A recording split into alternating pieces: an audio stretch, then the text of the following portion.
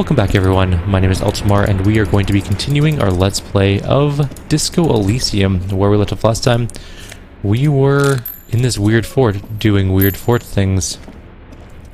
Green paint flakes off the monoblock aluminum cabinet. There are rows of switches on the front panel, a frequency band and even a keyboard. Run my fingers across the keyboard. The keys rattle like teeth. The keyboard hasn't been functional in decades. What is this then? The console of an antique computation device. The lieutenant points to the wires running into the machine. The generator upstairs with wires coming out. They terminate here. Could it open the blast door? I think yes. Let's see. He points to the emergency dial switch. That one. The emergency open. Turn? I'll turn light interior. The lighting in the room turns on with a sizzle. A dim ambient orange. Radio dial. The dial slides under the glass, dark and silent. Restoring electrical power has not breathed life into it. Open the door. The blast door opens with a series of clicks. A shaft of light appears, then widens as the light shines in. I still want to do the nap thing, though. I wonder if we can even do the nap thing now.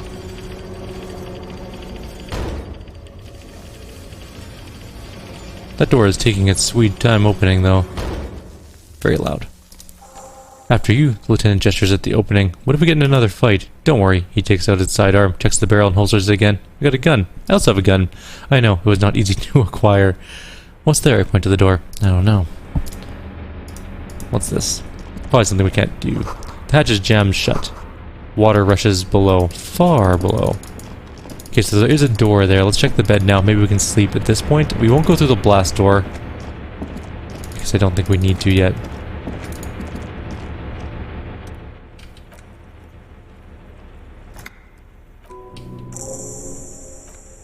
Okay, let's try the sleep thing. I think it might be like a dream sequence as opposed to an actual thing in the real world.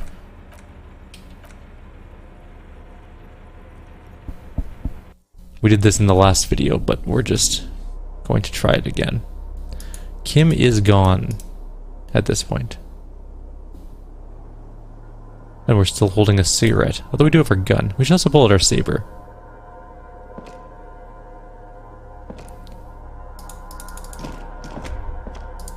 The lieutenant is no longer here. Go outside to the beach. And the blast door is gone too, so... The door is back, like you never opened it. Yeah, so this is definitely a dream sequence, I think. Although I do like how it changes up the events despite, or to like match what happened already. That's some cool programming there.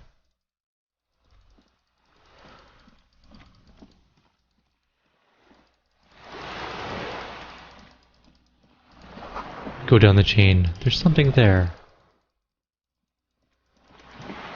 What chain? Where?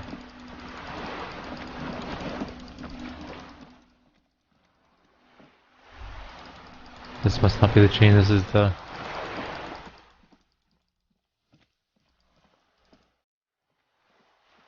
just some sort of,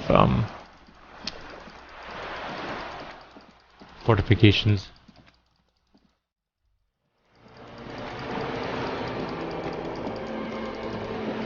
Gotta figure out where to go. Oh, there's the chain. Walk into the water, now. You see her footprints on the water. We are literally running on the water. Further.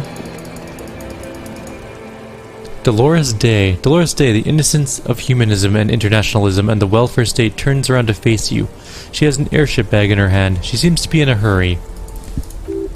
Off to advise the Queen of Shest, most likely. This is the Holy Suzerain of Mundi and Insolinde. Definitely not your wife. You need to talk to her.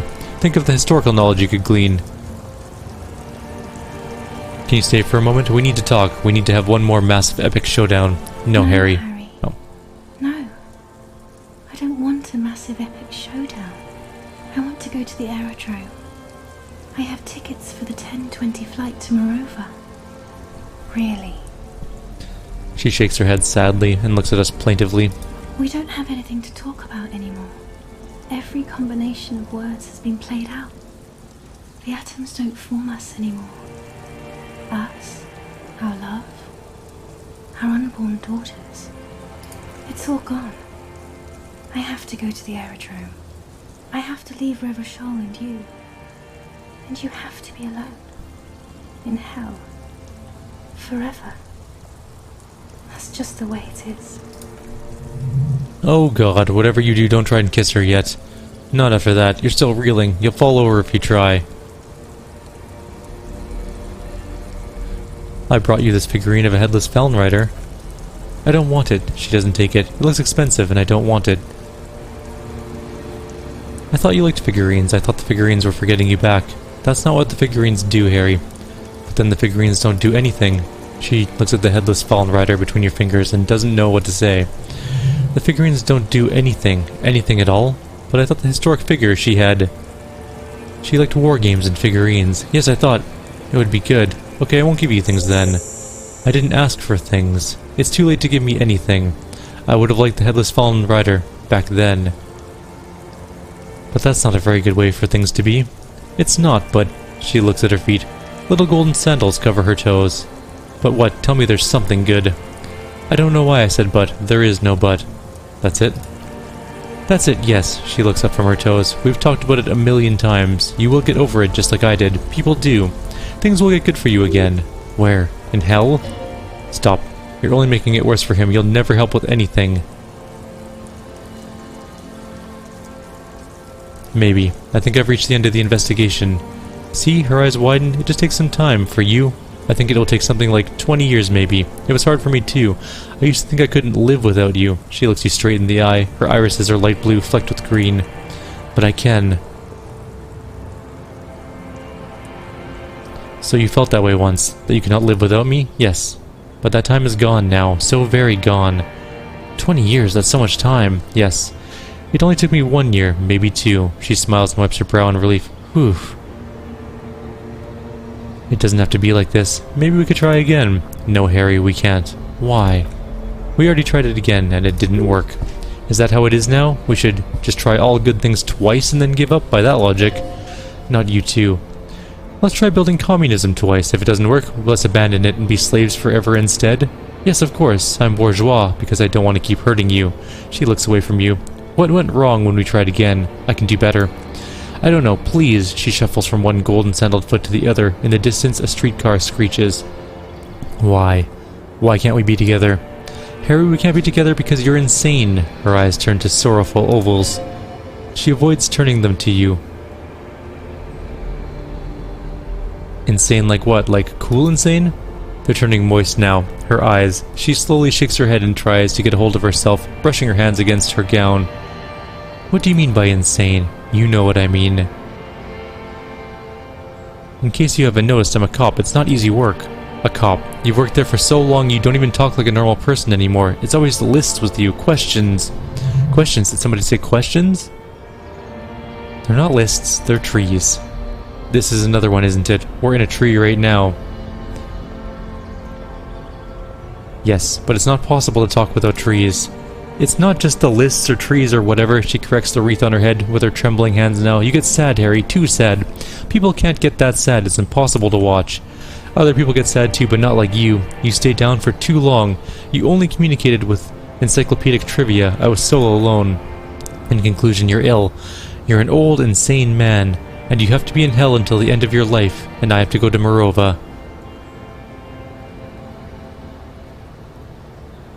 I know you still love me. And I actually, you know what? Yeah, I'll try it. See what happens.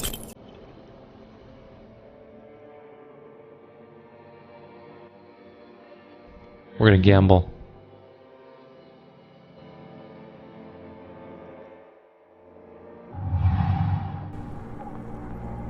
It worked. Nope, it didn't. Your feet still tremble from the steps you took, as if over an enormous distance, standing against her, her body close to you, radiating warmth. With your lips with your eyes closed, you move your lips on her mouth. She is not kissing you back. It failed. This was not about failure or success. This was always going to be a horror. I should not have suggested it, and you should not have listened to me. I can feel her breath. Her chest rising like a pillow, warm exhalations against the side of your mouth, her tender soul moving through her lungs. Her cheek against mine feels like soft fuzz, a bird covered in down feathers, brushing against your broken capillaries. The world's most precious material reserved for those she lets close enough to feel it. You are stealing a touch. It is not yours to take. Cold silver against my forehead. The delicate wreath on her forehead, pressing into your temple. The silver is cold. from the spring evening air. I squeeze her wrist. Her hand does not return the grip. Her body is rigid. A current of unease courses through it. You're not kissing me back. The moment is ending. She is going to move her face away from yours.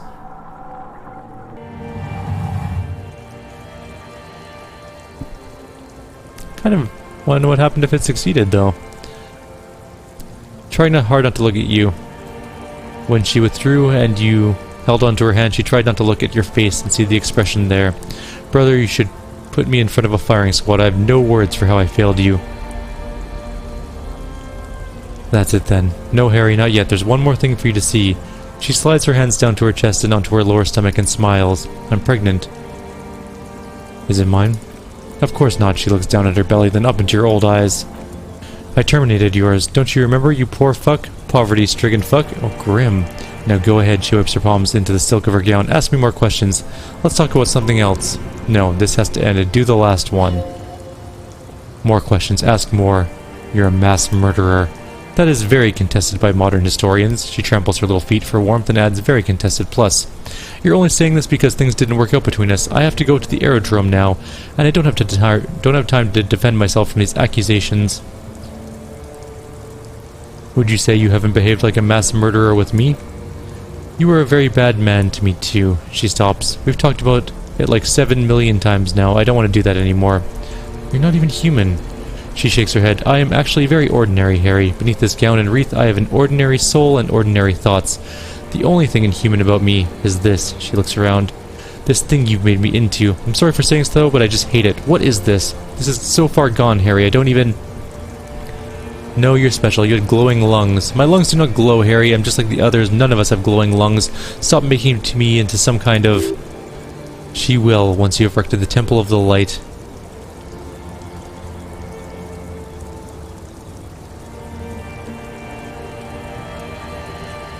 I will build you a temple of light with my mind, a temple of unimaginable proportions. It will be something no one has ever done before. I will build it with computers. An immortal temple of light? That sounds nice. I do want someone to do that for me. Who wouldn't? But not you. I don't want anything from you. A warm gust of wraps her gown around her waist and between her thighs. Say nothing. The gown moves on her limbs like water. She breathes out, her breath heavy. You're running out of ideas. Don't go. I have to, Harry. Really. I've already missed the 8:30. Her fingers wrap around the bag handle. I'm gonna go now. You have sworn a holy oath, Harry. She herself begged you not to let her go. But I swore I wouldn't let you go. You told me. You asked me to be this way. That was somebody else. I betrayed her, overwrote her, and I'm happier for it. I'm really going now. The time is up. I must be on the 10:20 flight. She turns. No. Yes. Will we ever see again? I won't see you, but you will see me. How can that be? Oh, Harry, this is a dream, can't you see? I'm already in Morova by now. Who knows how long ago this happened? She looks around. A year? 2? 5 years ago? How will I see you again then? Right here, tomorrow night. Once the stream stops happening, it keeps happening. Or once the stream starts happening, it keeps happening. 3 times a week at least. And Harry, it really looks like it started happening again. There's the video rental. I'm suffocatingly beautiful and young, and I smell of tutti frutti chewing gum, like I did that time when I asked you for forgiveness. After leaving you the first time, so long ago. But this is intolerably bad. Oh yes, this is real darkness. It's not death or war or child molestation. Real darkness has love for a face. The first death is in your heart, Harry. See you tomorrow. That's a grim outcome. Oh. So wait, he was in a relationship with Dolores Day and then screwed it up somehow and then she left him?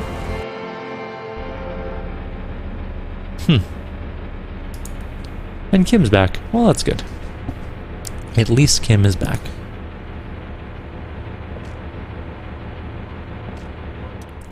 You're up quick. How was your sleep?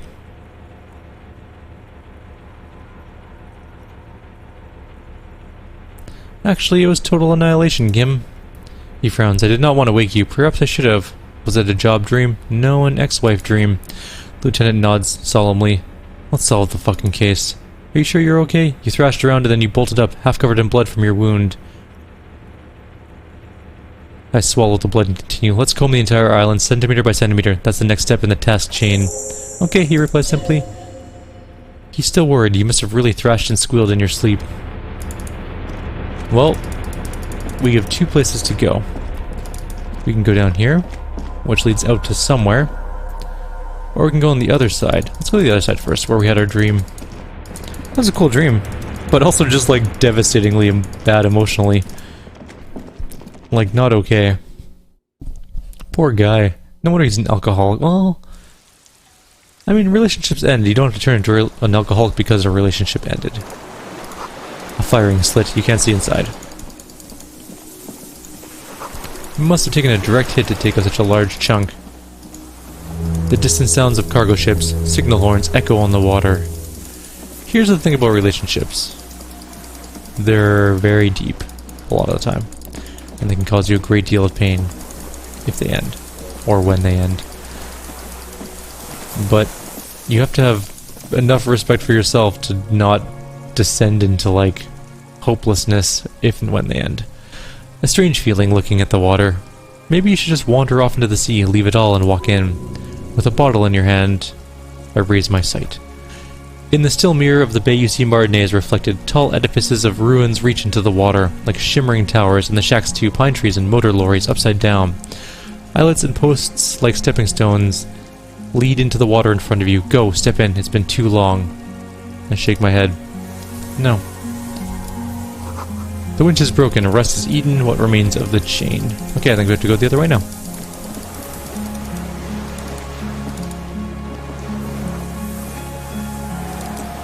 It doesn't help that this song playing in the background is kind of sad. Just sort of like a depressing song. Actually, you know what? It sounded like the initial song that plays during the like the main screen, but sadder. In a sadder chord progression.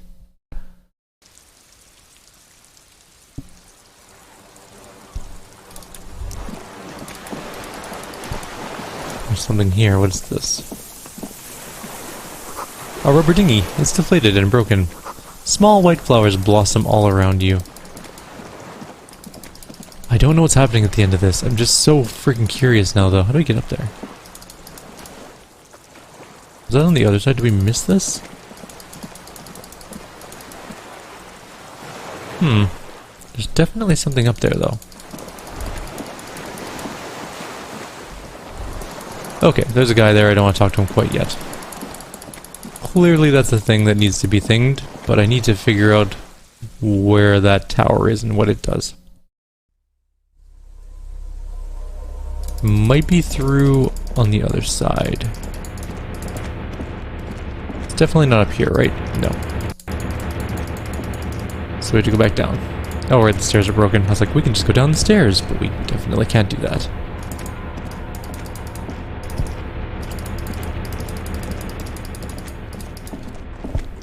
Right, I have to tell people.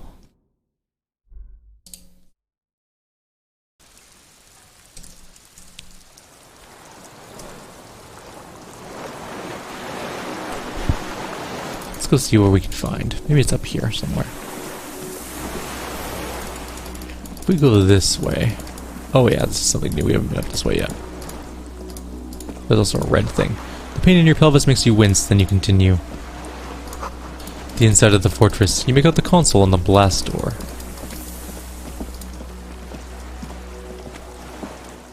There's a rain-soaked mattress on a concrete slab, only half covered by the crumbling roof. At the head of it, double embrasures, firing slits like two eyes in the wall. B triple prime, the lieutenant lowers his voice, stepping closer with his hand on his gun. This looks like a good place to shoot from. Inspect the mattress. A single-person mattress, modern, civilian use, brand named Marjorie. There's a fuel stain on the cover, along with cigarette burns, and an empty can of beans on the ground next to it, filled to the brim with cigarette butts. Pick one out of the can. The silhouette of a tobacco picker adorns the paper filter. The brand... Teomutiri, like the ones we found at Land's End, remember? I may have been wrong when I said it was unimportant. He stares into the can for a second. This means the same person could have visited both locations. I don't see any signs of smoking inside, though. If people live here, they keep it tidy. This here may also be a smoking spot. Inspect the wall. There's a firing slit in the wall in front of you, like a little window. Touch the concrete first. Quite old and grimy from years without cleaning by anything other than the rain. Look through it. Let me guess, it's a straight shot. The springs screech as you lean on the mattress and crane your neck to look out. A small piece of Martinez coastline opens up in the square in front of you like a tiny landscape painting. 1 kilometer across the water, the ruins look familiar.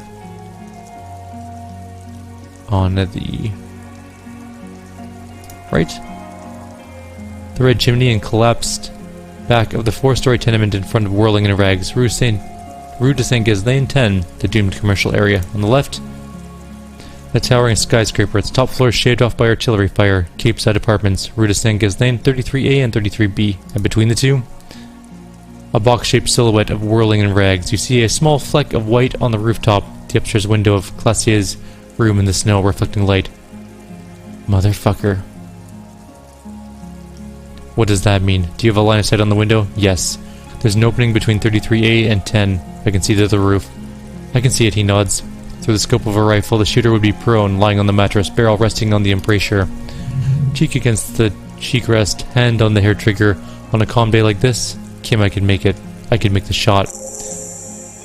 Good. He pats you on the back. 3 small pats in a row. I think we have it, Detective. The origin of the shot. This is the sniper's nest. Affirmative. Why didn't we come here before?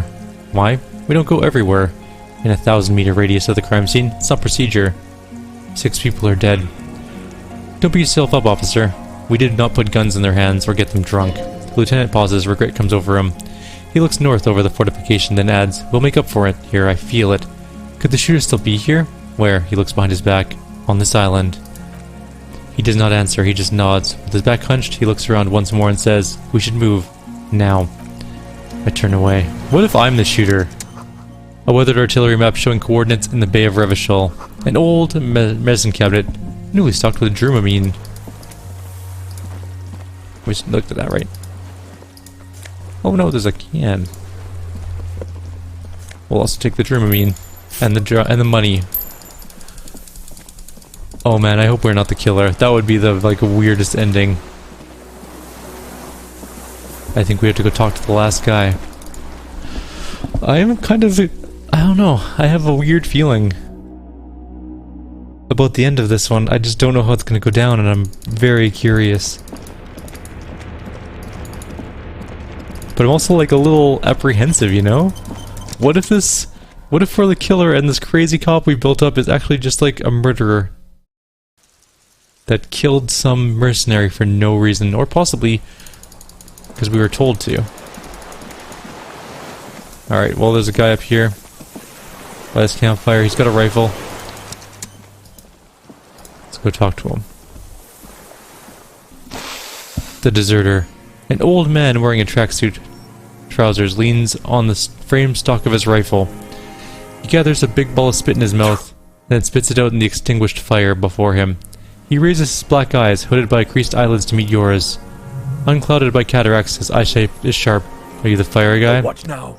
I can't hear you. He cups his ears. Did you recently tell 2 kids to put out their fire, 2 twins? I may have. All sorts of little rats have come sniffing around trying to give up the position. Fire guy, regressive bourgeoisie henchman, can't even talk like a grown-up. He shakes his head. You've retained your eyesight. My eyesight, yes. Helps me see all this shit. He clears his throat. Did you close the blast door? I did. And you opened it. How? He breathes out with a wheeze. I fueled the generator, then used the console. I should have burned that console down. He shakes his head. How did you know I was coming? Reactionary rock and roll music, playing on the water. He gestures north. Told you we shouldn't play sad FM. It was not rock and roll, it was sad FM. Sad FM, huh? I always hated that station. Phlegmatic, counter-revolutionary dirges. Sadness is a mental illness, a weapon of the bourgeoisie. The fascists were right about rock and roll. It is degenerate, hip, gyrating mental illness music. Nice gun you got there. It's not nice, it's a piece of shit. Gets the job done. Is that a Belle McGrav? It's a Dragon 446. Southeast Sumerian made exotic. Must be defunct too. No modern rifle manufacturer of that name springs to mind. A Sumerian rifle? How did you get hold of one? It was sent to us by our brothers in the Xinyao commune. Military aid. He pats the rifle. It has stayed true to him. He can still make it sing. Your weapon has stayed true to you. Mine has stayed true to me too. I show him the gun in my hand. Yes, I bet you killed a lot of people with it, you fascist fuck. His eyes narrow. Have you come to make me one of them? His grip on the rifle tightens. We have come to ask you questions, nothing more. The lieutenant puts his hand on his holster. If you do not comply, we will take you in. Do you understand? Another spitball lands in the ashes. That's all the answers he gives. The Sinyao commune? You heard me. It's good now. Like chalk wiped from a board. His gaze turns inwards. I'm with the police. You can keep the gun, but keep it down. Not one move. No. The lieutenant aims his pistol square at the man's head and says, Put it down now, sir. Or you're going to blow my brains out before you question me. To hell with it. It's a walking stick anyway. There's a moment's silence. It's out of bullets. The old man lays the rifle down carelessly, then looks at it lying there, like an amputated limb in the sand. He stares on, his wrinkling mouth moving without a sound, a strange sadness like a song. What did you say? The future teaches you to be alone. The present. The present to be afraid and cold. The old man pulls back the hood of his plastic cape and looks up at the sky. It's blue-gray, the same color as the sea. The future teaches you? Real music. Real... Prolect cult? He nods. That's a La Rue Révolutionnaire, not your rock and roll misanthropy. Chanson de Soldat, one of the black and whites. You need to address that remark. I'm not a misanthrope. I'm a half-dead police officer who's just doing his job. The job of a shitlicker. What is La Révolutionnaire? It is the anthem of the world revolution. His eyes remain fixed on the sky, one of three. In Grad they sang Brave Children, favorites of history, and then in the Sinyao it was... He struggles to remember, then gives up. Some Sumerian shit, I guess. How's the song go? How did it go? He looks at the gun on the ground and shakes his head slowly. Something about shooting rabbits. I don't know. I can't remember. Doesn't matter, it's gone now. Pick up the gun. His gaze follows your motions. The rifle feels surprisingly light in your hand. Frame stocked and patched in places with tape and wire. Still, warm from his parched hands. Not the metal. The metal's ice cold. This weapon has been modified several times. The rifle has been patched and modified several times. I wonder how old it is. The old man does not answer. He just stares in front of him. I inspect it closer. The rifle's in a shabby state, like a crutch that's seen too much travel. Hieroglyphs are embossed in the forearm of the wall, or the forearm made of walnut. On the butt you see Vespertine writing burnt into the wood. Tragon 446mm made in Sinyao. It's as he said. It's a Triangon made in Sinyao. Worn, personalized even. Looks like this weapon has seen a lot of use, hasn't it, sir? No response from the old man. The plastic cape around his shoulders rustles in a small bout of wind. This uses jacketed ammunition, 446. Jacketed military-grade ammunition, stable in flight, good for hitting something that's very, very far away, he says mostly to the old man. As he speaks, he stresses every word. He's liking this. Still the gun. The old man keeps following your motions with his gaze. His left arm twitches suddenly. Some kind of involuntary response. Something is slightly off with his motorics.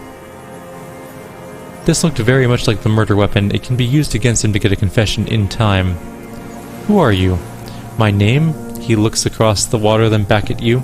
Is Yosef Lilianovich Duros, political commissar of the 114th Anti-Aircraft Division of the 4th Army of the Commune of Revachol. I'm a deserter, a partisan and a prisoner of war. This is my termless surrender. His eyes turn to the reeds again, dead and dull. The Commune of Revachol. The lieutenant forgets to close his mouth. Do you mean the ICM? You're a holdover from the Insulindian Citizens Militia and the Army of the Revolution. I was recruited in Jamrock in 07, trained in the École de Contrôle Aérien, and consigned to emergency defense duties in 08. I left my unit on the eve of the landing. When I returned here on May 14th, the Commune had fallen. Still armed and ideologically trained, I wrote a criticism of myself and resumed partisan duties. How long have you been on this island? 43 years? No. He looks into the fire. A wisp of smoke rises from somewhere between the charred logs. I've been on other islands too. I was on Resurrection until they turned it into a spa in 18. Then I was on E48, a nameless sound, until the sea washed over it. Then I came back here. That was, he thinks, 22 years ago. You said you've been hiding here for 43 years? 43 years, 10 months. That's the length of my entire life. It's too long. It's not how a human being should live, he grimaces clearly in pain, but I couldn't forget what I saw. What have you been doing during this time? Hiding, fishing, waiting, he looks across the water. Always waiting, always. For what? For her to return. Her who? Girl-child revolution. I'm afraid she's gone. He nods and blinks his black eyes. The material base for an uprising has eroded. The working class has betrayed mankind and themselves. The historic opportunity for a revolution has passed. It will not come back anymore, however hard I try, whatever I do. You said you deserted your unit? I was just 16 years old, 15 when I volunteered. I had a lapse of faith. He clears his throat, and of courage, too. Lapse of faith? You could say I misunderstood the historic role of the proletariat, and thought Mazovian socioeconomics were fallible. For a second I doubted the irreducible laws of historic materialism. A second is all it took. For what? For reaction to take hold. What's reaction? Petty bourgeois terror. It's in all men. It wasn't a reaction, you were afraid. It's the same thing, you haven't seen it. Not really, not naked. It's impossible not to be afraid. And this was when. The lieutenant instinctively looks to his notebook, but does not take it out. May the 13th, 08, 44 years ago. He looks north. The horizon was black with coalition airships. The petroleum rose to the sky, and it looked like it formed of the clouds, storm clouds. When they started shelling, it was dark magic. Dark magic? The combined might of international capital all at once, all the greed and terror in the world tore into Revachol. It lifted streets from the ground and turned houses into ghosts. We were in the flak tower, he gestures to it. Huddled on the floor, the artillery was 80 kilometers away in Ozon, but I knew the commune would fall. We would all be turned into ash, so I said I was going to the map room. He looks east, a terrible shame still within him. The lobes of his ears are red with it, the shame and smallness of what he became. You didn't go to the map room, no. I climbed the chain link across the water and hid inland, in the bunkers there, like the weakest of the weak, a mouse, frightened of the ordnance all night, and the sound of the rotors in the morning whirring. Thun, thun, thun, thun, thun. He looks at the sky. What was that? Airships. I climbed out. He closes his eyes. Into hell. The landing was complete. The chain was submerged. I had to swim back. The fortress was half submerged too, shattered. They'd all drowned in the lower levels or got torn to shreds above. The anti-aircraft gun had malfunctioned, so had I. I left them without ideological direction. He opens his eyes and stares right through you. It was real. I'd seen it. I'd seen it in reality. Seen what? The mask of humanity fall from capital. It has to take it off to kill everyone you love. All the hope and tenderness in the world. It has to take it off just for 1 second to do the deed. And then you see it. It strangles and beats your friends to death. The sweetest, most courageous people in the world. He's silent for a second. You see the fear and power in its eyes, and then you know. What? That the bourgeois are not human. I've always suspected the same. Now is not the time, Lieutenant Euphriter, the lieutenant says gently. I had to fight it. I could not stop any more. Old man falls silent. His black eyes keep piercing your skin as he looks to some great distance behind you, shaking his head slowly, retreating from it. What is this place, this island? It's not an island, a draught. Droit? He looks around. It's a defensive fortification of the commune of Revachol, and I'm its last surviving defender. What was it used for? The congenitally deformed King Philip II built it to restrict access to the Bay of Revachol. We captured it in '02, retrofitted the fort with an AA gun to defend against airborne landing against the whole world. You mean the landing, the retaking of Revachol? Coalition military called it Operation Deathblow, he winces. I later found out on the radio they called it Deathblow. You're one of them. Tell me, who speaks like that? We had 50 million people on Caillou alone. First of all, I'm not one of them. Sure you are, you're RCM. Answer me. Who calls an operation against 50 million people death blow? Coalition military. He shakes his head and says, Iblis. Iblis? The black-eyed angel, he nods. Shaitan Ahura, the darkened one. How have you survived all this time? How does anyone survive? He looks at his worn running shoes. I steal. What do you steal? Supplies, vegetables. He winces. I collect rainwater. It's the life of a dog, not a human being. He coughs once, then puts his hand on his belly. How's your health, Mr. Dross? Been throwing up blood since winter. Red, like beetroot. Been passing it in stool, too.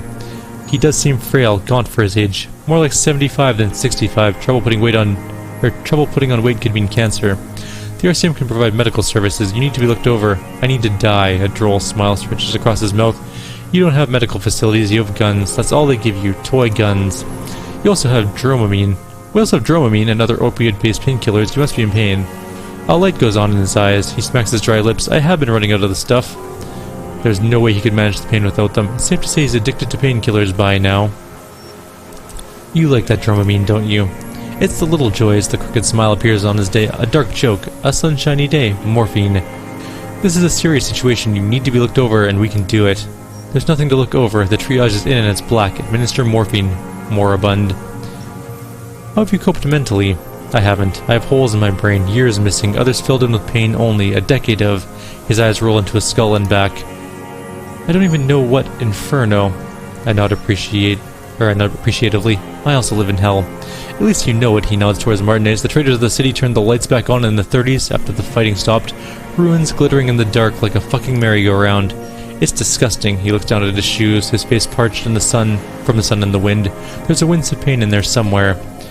Are they not heartbroken? How could they have moved on? How have you concealed yourself all these years? It was hard in the 10s. He shakes his head. I didn't have partisan training. They were searching for stragglers, those bloodhounds. He closes his eyes. Floodlights on the water at night. There were posters, campaigns. We communards still hoped that they had needed to snuff that hope out. Or still hoped then that they... Oh, yeah, sorry. We communards had still hoped, and they needed to snuff that hope out. The East capitulated. Martinez and Coal City were turned to dust. He looks south, but Jamrock, Faubourg, even Coran, and Bougie Street, of course. Those fucking Kips had Mazov coursing through their veins. And others too. Some cordons of Revachol were still fighting. There were cells. I tried to contact them. He shakes his head. Soon they all went silent. The frequency's dead. How'd you get between here and the mainland? At night, I used a dinghy. He nods towards the deflated tire in the reeds. I only went after dark. When I got to the city, I stayed underground. Patrols. You lot. The commons too. They started snitching. In the city you move underground? From bunker to bunker. He nods. Not anymore. No one cares now. I don't even have to hide. They think I'm another antisocial vagrant. I could walk straight into the town if I wanted. He falls silent, his gaze fixed on the shacks huddled together across the water. The weapons cache under sink is lane 22B. In the basement. Have you been there? He looks to you, then pulls the raincoat tighter around his neck. So you finally found it. There must have been a small squadron's worth of arms in there. Belle Magrav's, right? They were. Useless now, rusted away. So you've been there. Sleeping, he coughs. Some nights, ammo scrounging on others. Those graves were shit even before they corroded. Some had bullets in the chamber, however.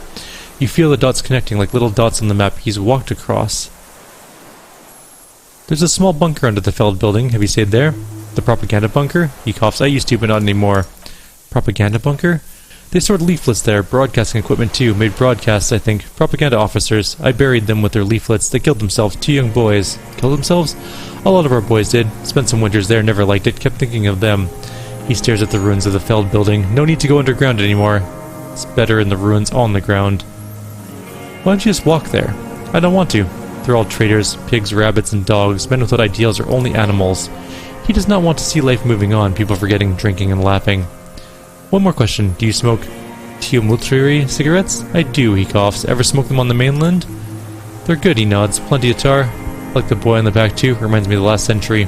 Tell me one more thing. The old man looks across the water at the city, the ruins, the motorways rising above it. You said that this was your termless surrender. You're with the RCM, he waves in your general direction. The coalition-appointed mob that enforces bourgeois morals in Revachol. We're not coalition-appointed, we just try to help people. He stares at you coldly. You're the RCM. You represent the Moralist International, the enemies of humanity, who took the city. I represent their adversary, le Parti Communiste de Célinde. Take me to them as a prisoner of war. I have relinquished my weapon. I can no longer serve. No superiors can relieve me of my duty. You bulldoze them all into a mass grave for trying to free humanity. His hand shakes and he breaks into a coughing fit. A spray of blood from his mouth on the black charcoal of the fire pit. Rene, the royalist on the coast, said, You never signed the Revacholian instrument of surrender. Liberal reactionaries signed that instrument. Traitors, who should have been burnt alive. He draws his breath. I answer to the Communist Party. Is that part of why you've been here all this time? Because the party didn't surrender? He just wipes blood from his chin. Honorable. Honor is a feudal atavism. He looks at the fire pit. My motive is class. So you're a communist soldier from the communist army. No, I'm not a soldier. I am an ideological officer. I belong to the party, not the army. But you said you were trained and assigned to the Defense Corps. Trained, he nods, in a historic materialism, then assigned as a political commissar by the party. These things used to mean something. Wait, what does a political commissar do? The old man does not answer. He tilts his silver head and looks at the reeds. You see a small tremor pass through his legs. The lieutenant speaks softly. His job was to assure the army the answers to the civilian control and follows... excuse me. His job was to assure the army answers to civilian control and follows the ideology of the commune. Scientific communism. The tracksuit-clad old man is suddenly reanimated. A commissionaire politique is a knight philosopher of the revolution, a future human. Awakened from shutdown by the promise of ideology. Does that mean you're a trained communist? He nods slowly, then another tremor. I'm also a communist. No, you're not, he coughs. You're a liberast? What's a liberast? A liberal and a pederast. It's what most liberals are. I'm not liberal. I told you I'm a communist. Detective, the lieutenant gives you a stern look. We have not come here to discuss ideology. He then turns to the old man. We've come to ask some questions regarding a murder investigation. The old man spits into the fire pit. He does not say anything more. A jitter passes through his lower body. I have a serious question for you. There's nothing serious in this world. He looks at the gun in your hand. It's a farce. What have you been using this gun for? I've used it for killing people. Killing people? It's a gun. That's what they're for. You want a moralist euphemism? Defending your family and your property? I haven't done that. I've used it to kill people. Interesting. The lieutenant nods. During or after the war? There is no after the war. He shakes his head and smiles, his teeth rotten black. Class war is never over. So it's continued killing after hostilities ended. Okay. This is it. You can feel it, like battery acid on the tip of your tongue. Something you hadn't felt in a while, but what? This is what you live for. This is the shit. The great serotonin jackpot. The solution. Go in straight. No euphemisms. He doesn't like those. No, be careful now. Slow and steady does it. Make him repeat it first. Don't mess this up. Remember, he wants to tell you. Get personal. Did you use that gun to shoot and kill a colonel of the security contractor Krinable? The who now? He leans in and cups his ear. He heard you. He just wants to hear you say it again. This is dramatic flair on his part. Right choice. We're in. Do it, sire. The fascist death squad who took a bullet in the mouth on the night of March 4th. Oh yes, that one. He looks up at the sky and clacks his tongue. Ugly piece of work, that boy. Did you kill him? The lieutenant takes a sudden step towards him. I'm a son of a welder and an officer of the commune of Revachol. He spits a big one at the lieutenant's feet. I do not collaborate with murderers and pederasts of the liberal regime. Exhaust him with proof. Pile it all on him. Get a confession. The gun, the murder weapon is the perfect opener. The scent of blood in the air, but what else? There's something you can't remember. Something about the tracks. Suddenly, all those tracks are so confusing. Go with something else first. I don't need your cooperation. I've got this. I show him the gun. Actually, we've done the ballistics. Point to the tower. The shot came from this island. I saw you poking around up there looking for evidence. You're damn diligent when it comes to dead fascists. Fascies? A jitter passes through him. Did you like the view? You had a direct visibility. There are embrasures in the concrete specifically meant for a top follower to use, and you had a long-range rifle in your possession. The lieutenant softens his voice. You've been here a long time, Mr. Dross. Too long. You clearly need medical aid. I'm ready to die, the man interrupts him, then coughs. I've done my part. He's practically admitting to it. Dead fascists for fascists. Done his part. You said fascies, so you're admitting to killing him? You're sad for your Fassa brother, aren't you? One twig got broken, now the others are sad? He waves his hand. There's a twitch, then one more in his right eye. I don't need your cooperation, I've got this. Heh. Not a lot of guns around here that use military-grade ammunition, are there? It's a real gun, he points to your sidearm, not like your little musketeer pistol. I've seen you prance around with that jumping hoops for the liberals. You look like imbeciles. Why don't you ask them to give you real weapons, he chortles. Going against automatic rifles with these toy guns, of course you got those boys killed. Damn, he saw you. He watched it happen. So he saw you. Okay, so what? Don't let it divert you. We saved a lot of them. Their leader Titus, we handled that situation. You didn't handle anything. I watched it happen. You let them murderers rip into one of them. Got most of them killed, even the fat one. None of these people mean anything to you. Vultures feed on the city and you prepare their meal for them. You're getting diverted to push the gun. Only the gun matters. So you watched the fight. The lieutenant points inland. Did you like what you saw? The mayhem? It was all your doing. Your plan. You got them killed.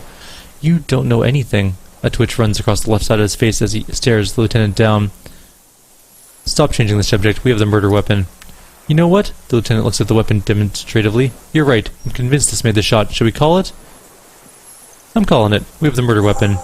Good. The lieutenant takes out his notebook and draws a single line. That feels good, doesn't it? Tying things up. Like this, when you have the murder weapon, you have the killer. Murder. The old man does not say more. Just glances into the reed and twitches once more. Come on, what am I forgetting? Wait, here it comes. The goddamn Maybells. The dried Maybells on Classier's roof. Oh yeah.